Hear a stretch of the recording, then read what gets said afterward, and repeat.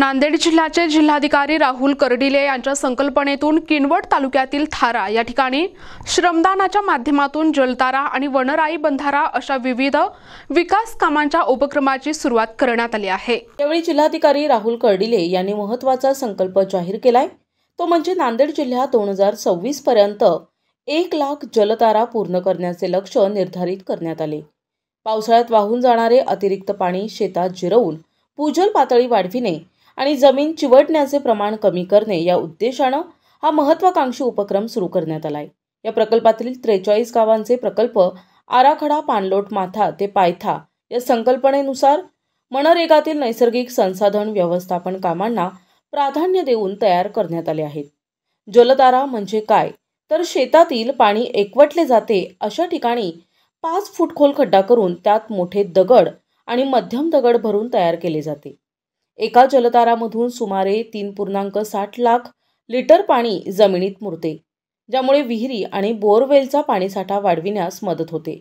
मनरेगातून जलताराची कामे केल्यास मजुरांच्या हाताला काम मिळेल आणि नैसर्गिक संसाधन संवर्धनासाठी मदत होईल, असे जिल्हाधिकारी कर्डिले यांनी यावेळी सांगितले। ग्रामीण भागातील पाणलोट व्यवस्थापन मजबूत करून भूजल पातळी वाढविणे हा या प्रकल्पाचा प्रमुख हेतू असल्याचेही त्यांनी नमूद केले। थारा येथील शेतकरी सदानंद साबळे यांच्या शेतात कामाचा शुभारंभ करण्यात आला। यानंतर जिल्हाधिकाऱ्यांनी पिंपरखेड येथील शेतकरी अभिजित जमादार आणि बोधडी खुर्द येथील शेतकरी लक्ष्मीकांत मुंडे यांच्या नैसर्गिक सेंद्रिय भाजीपाला, फळबाग, खजूर, चिकू शेतीला भेट देऊन त्यांच्याशी संवाद साधला। शेतकऱ्यांनी निसर्ग संवर्धनासाठी आणि पिकावर होणारा खर्च कमी करण्यासाठी सेंद्रिय शेतीचा अवलंब करावा, तसेच जमादार यांच्यासारखे इतर शेतकरी तयार व्हावे आणि शेवगा खालील क्षेत्र वाढवावे, असे मार्गदर्शन जिल्हाधिकारी राहुल कर्डिले यांनी केले। यावेळी सहाय्यक जिल्हाधिकारी जयनीतचंद्र दोनतुल्ला, सहाय्यक गटविकास अधिकारी पुरुषोत्तम वैष्णव, तालुका कृषी अधिकारी चंद्रकांत निमोड यांच्यासह महसूल, कृषी, आरोग्य, वन विभागाचे अधिकारी, कर्मचारी आणि गावातील मान्यवर मोठ्या संख्येने उपस्थित होते। आपल्याला माहिती आहे की गेल्या काही वर्षांमध्ये क्लायमेट चेंजमुळे हवामानाचं सगळं ऋतुचक्र बदललंय आणि अतिवृष्टी मोठ्या प्रमाणावर होतीये। त्याचसोबत काही ठिकाणी कमी पर्जन्यमान होऊन दुष्काळ ती पण मोठी समस्या आहे। आणि त्या पार्श्वभूमीवर आपल्याला हे पण बघता येतं की जी कॅरिंग कॅपॅसिटी आहे, ओढे आहे, नदी आहे, नाले, ती कमी झालेली आहे, कारण आपण पाणी पाहिजे त्या प्रमाणात आपण जिरवत नाहीये।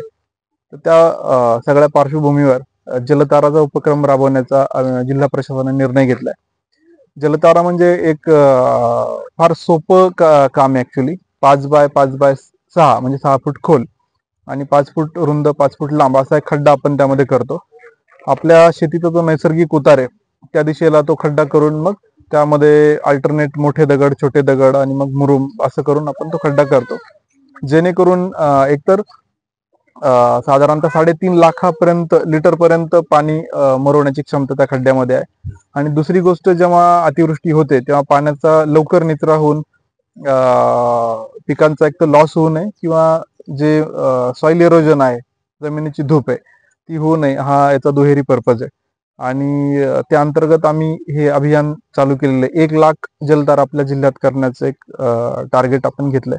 आणि मग त्या अनुषंगाने काल लोहायमध्ये आणि आज किनवटमध्ये थारा या गावामध्ये आम्ही इथला अभियानाचा प्रारंभ केलाय। आणि याच्यामध्ये हाय इम्पॅक्ट मेगा वॉटरशेड प्रोजेक्ट मध्ये पण हा तालुका आहे आणि BRLF ही संस्था याच्यामध्ये आपल्याला मदत करते या सगळ्या मोबिलायझेशनसाठी। आणि त्याचा जो व्यापक त्यांचा कार्यक्रम आहे, ज्याच्यामध्ये मग जलतारा सोबतच जे इतर काम आहेत, जे एरिया ट्रीटमेंटचे काम आहे, CCT आहे, डीप CCT आहे, गॅबिन बंधारे, त्याचसोबत पूर्ण लोकांशी विचार विनिमय करून शिवार फेरी करणं, गावामध्ये कशा प्रकारच्या जमिनीचा पॅटर्न आहे, उतार कसा आहे, वॉटरशेड कसे आहेत, याची सगळी आखणी करून मग त्यांच्याच मदतीने हे सगळे आपण उपाययोजना सुचवतो। तर जलसंधारण एक महत्त्वाचा त्याचा पैलू आहे।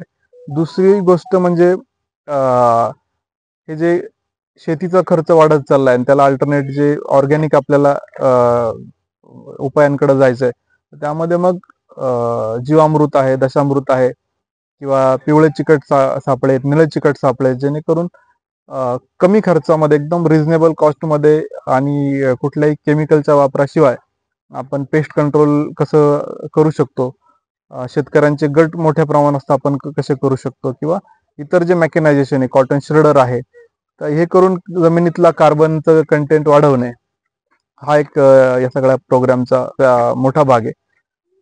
तर हे सगळं अभियान आम्ही आज चालू केलेलं आहे आणि लोकांचा चांगला उत्साह आहे. माझं सगळ्यांना आव्हान आहे की आपण जास्तीत जास्त मोठ्या प्रमाणावर या अभियानात सामील व्हावं. प्रतिनिधी सचिन जाधव, NTV न्यूज मराठी, नांदेड.